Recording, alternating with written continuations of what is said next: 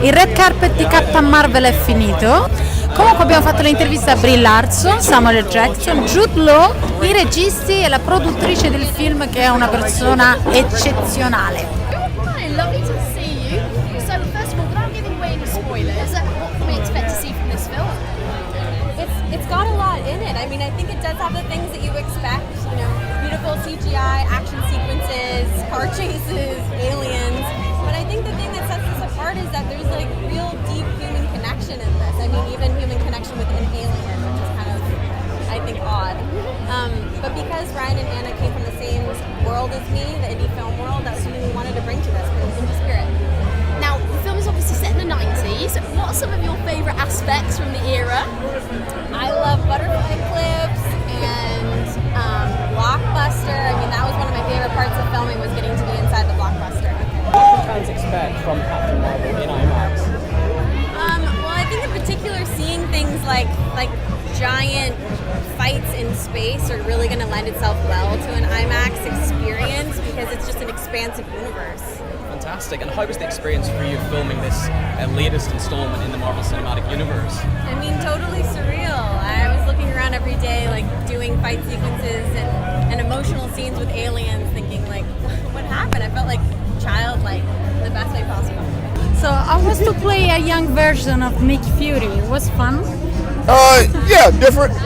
An opportunity to kind of be a softer, gentler Nick, not as angry and world weary yet. But it's not weird to see you know, a young version of you, of yourself.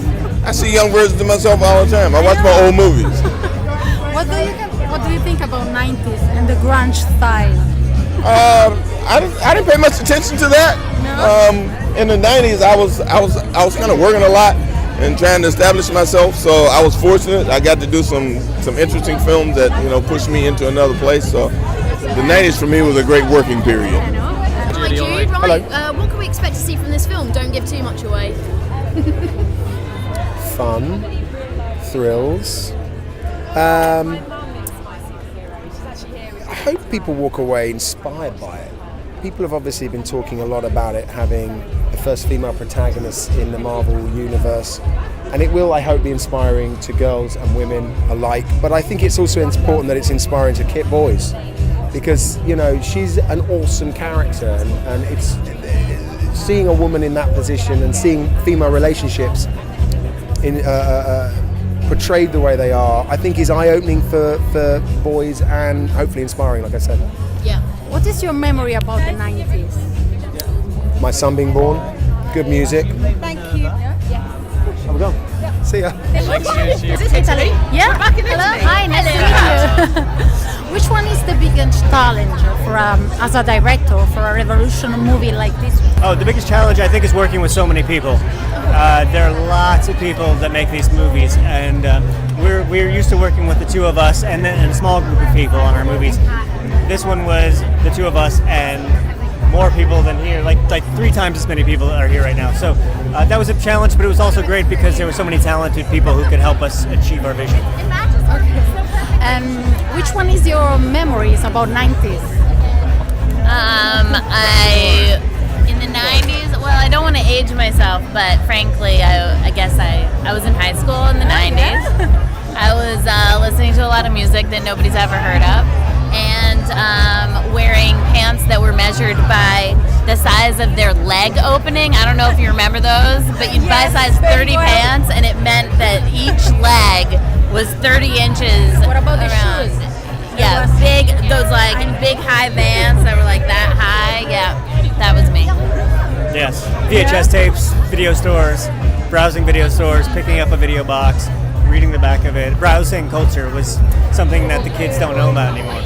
I really enjoyed the soundtrack. It's amazing, guys. Great. Thank you. Thank you. Thanks. Which one is the biggest challenge as a producer for a revolutionary movie like this one? The biggest challenge is to get it made. It's from day one until today. Today is one of the happiest days for me. Yeah. Today, there's 2 days at the end of the movie where it's just pure joy. The premiere and the cast and crew screening, because we can honor the cast and the crew there, and it's a beautiful time to say, you know what, we did it, and we thank you. Yeah, yeah. And which one is your memory about the 90s? Ooh, of the 90s. You know, funny enough, I lived in Argentina my entire life until I moved here in '89. I went out here to the States. So the 90s was a little jolting because I was in a complete different country, different language. I was going to college. So my favorite... It was a big challenge as well. It was a huge challenge because I was working full-time and I was going to college full-time. And that was a lot.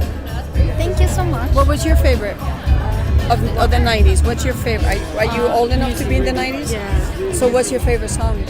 Of the movies? Yeah. Midman. Come As You Are is amazing. Yeah. Thank you. There was a lot of thinking about having that be what it And the used to be. grunge style, you know? But you know, isn't that a beautiful, beautiful subtext? Come as you are. Period. I know. If there's a message you're going to tell your viewers, come as you are. Don't listen to anybody else. You are good as you are.